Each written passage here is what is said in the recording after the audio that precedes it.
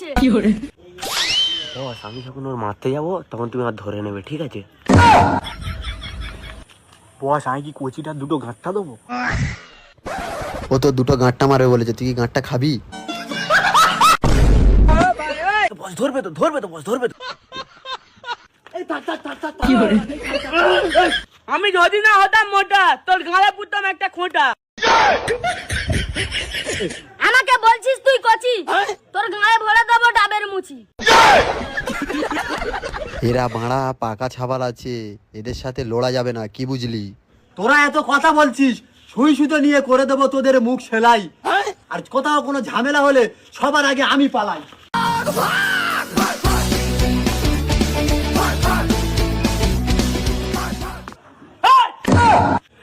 ধর ও ভাই